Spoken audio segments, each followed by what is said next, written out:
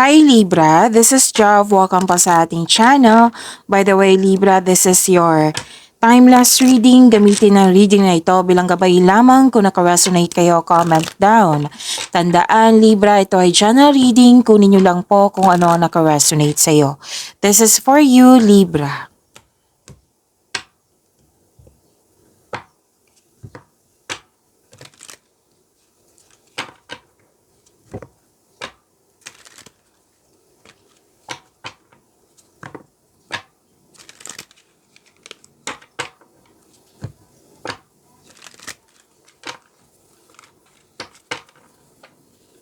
Para po ito sa iyo, Libra.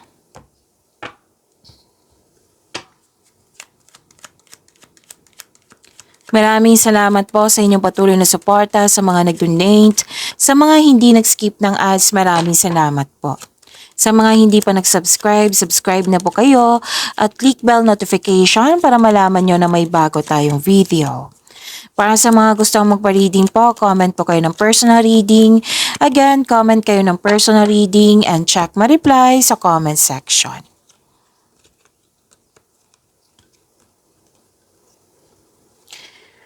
Okay. Dalawang card po nagsabi dito, Libra, na mukhang nahihirapan kayo sa sitwasyon, bagay, or sa isang tao. Pero at the end of the day, tutulungan mo po yung sarili mo na at nagkaroon ng pag-let go, nagkaroon ng transformation, which is good kasi tinulungan mo yung sarili mo. Whether na nahihirapan ka sa paggawa ng desisyon kasi may guilt or may sacrifice.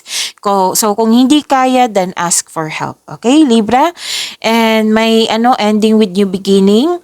May mahirap kausap. Opo. And pwedeng sobrang stricto po ito. Pwedeng may end of contract or tumiwalag or nagkaroon ng space. Oo. Wag maniwala agad sa chismis. Alamin nyo muna kung totoo ba yan or hindi. And may nag-uusap dito na magkakapatid. At may exciting na ganap.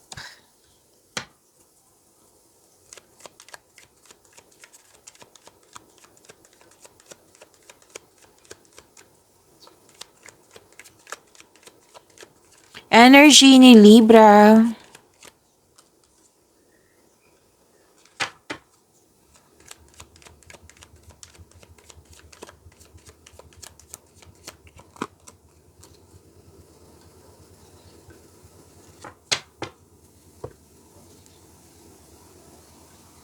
Para sa mga bago dito, kung may napansin kayo na repeating message, yan po yung pinupush ng card sa inyo. Like for example, nanood kayo sa inyong weekly gabay tarot reading, monthly gabay tarot reading, sa daily gabay tarot reading at dito din, at may napansin kayo na repeating message, yan po yung pinupush ng card sa inyo na kailangan yung bigyan ng atensyon, solusyon at aksyon kung maaari po. So na yung energy ni Libra.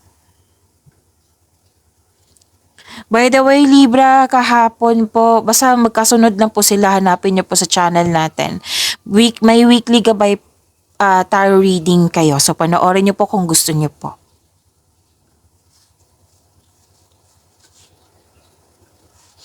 You're receiving love, nagkaroon ng growth and expansion, nagkaroon ng time sa family. Pero doon inalagaan ka ng isang mother figure or kayo ito at marami na kayo napagdaanan sa nakaraan, and this is also fertility, nagkaroon ng time sa inyong sarili, and kitang-kita ko yung happiness po. Ang ilan sa inyo nagkaroon ng time sa nature, nag-grounding, nag-meditate, nagkaroon ng pleasure, development, and success. So kung sa astrology to, this is about love, beauty, money, and creativity. So this cards means may pagbubungang mabuti ang parating po. Pwedeng bagay ito or pagbubuntis. So this is fertility. Pwedeng may buntis or fertility ito. Kung pwede sa inyo, pwede kang mabuntis or pwede din sa anak mo to or sa taong mahalaga sa iyo. Kung wala po yan, pwede din na this is also means abundance and success. Sinabi ko kanina na pwedeng bagay ang pagbubunga na ito. So, abundance and success, claim nyo po. Be happy with the results of your action. Okay, kung ayaw nyo mabuntes, then use protection. Lahat naman tayo dito adult, huwag kayong mag-alala. May parating po na malaking pera. Yes, nakikita ko po dito. So, claim nyo po, ang ganda nito.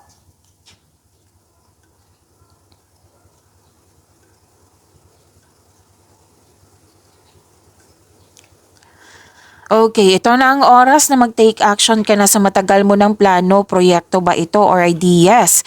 Consider this card as a green light to begin. So this card asks you na kailangan i-increase yung confidence mo. Okay? This card asks you to have confidence in taking action. Oo, marami naman nagsuporta sa'yo dito, Libra, oh. Mas mabilis sumunlad yung mga ginagawa mo dyan kasi marunong ka makinig sa iyong intuition. Mukhang may bagong proyekto kayo na very excited kayo. Bibigyan mo ito ng agarang aksyon or reaksyon. Naka-align to sa passion mo. Pwede din na may maliligaw ka na very active kang suyuin or pwedeng ikaw ito na may niligawan ka na very active kang suyuin siya. And pwede din na bagong pasok to sa relasyon.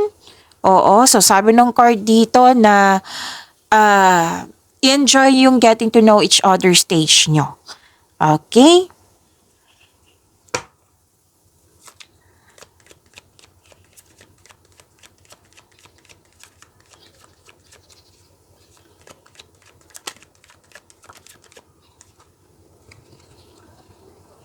This is about your career and money, Libra.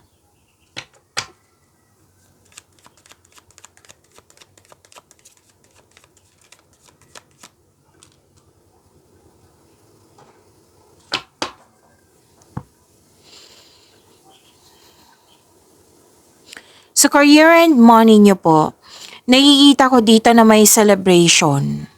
Yes, celebration ito, special event, may ganap na celebration, pwedeng nabuo na yung mga ginagawa mo dyan or nakompleto niya po, na po, may gantimpala kang matatanggap, maaring man ito promotion or recognition. Ang ilan sa inyo after nito, nag-decide na magpahinga or bakasyon po, posibleng out of town to.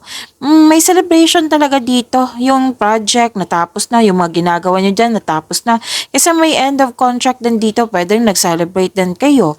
Opo. Or natapos nga na mga gawain. So, this is good kasi in-acknowledge nyo po yung mga magandang nangyari sa inyong buhay na binigay ni God sa inyo.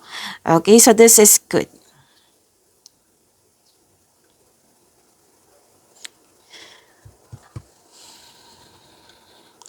May magaganap na signing of contract. Wow. May magaganap na signing of contract. May challenge kayo sa mga ginagawa nyo ngayon. Oo, pero huwag kayong mag-alala. Kasi nakikita ko naman dito na magkakaroon ng positive outcome po. So, claim nyo po. Any kind of negotiation, magkakaroon po ng successful agreement. Pwedeng interview to, pwedeng any kind of negotiation nga na regarding sa inyong career and money. Naka-align po. Sa financial, mas mabalansin mo na po yung kaperahan at mas mai-improve pa ito. At kung may legal issues po kayo, mananalo po kayo, mare-resolve na ito. So this card advise you to stay true to yourself and act with integrity. Have faith ng imbalance sa sitwasyon are now working out in your favor.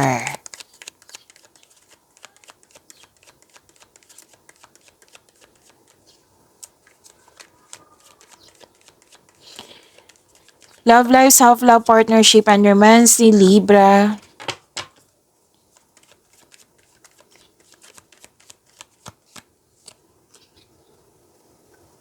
Some of you are feeling trapped or nagkaroon ng restriction. Opo. Pero ang sabi ng card nyo dito, kayo lang po ang makakakalabas nito. Like for example, kasi nakikita ko dito na para kang nakatali sa isang bagay, sitwasyon, or sa isang tao. So, ang sabi dito ng card, kayo po ang makakawala dyan kung may willingness. Kaya kailangan maging willing kayo mag-move forward po para makawala kayo dyan. This card asks you to change something para makawala ka at makahinga. You have to step forward towards to your goal. Trust yourself and be patient. Kailangan po ng pasensya at tiyaga. Pwede din feeling trapped or stuck ka sa isang relasyon, nag-iisip kang umalis or pakawalan, pero ayaw mo.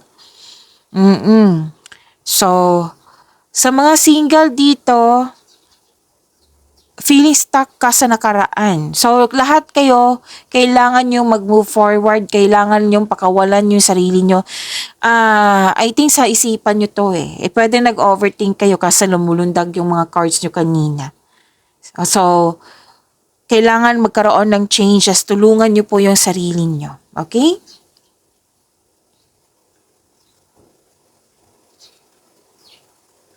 Nakikita ko rin dito, Libra, na may ma-attract kang sobrang successful sa buhay at masaya at ready na ito sa seryosong relasyon para sa mga single dyan.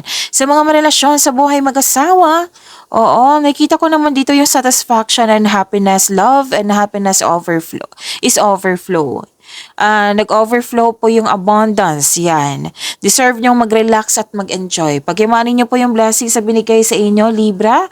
See you tomorrow. Maraming salamat po.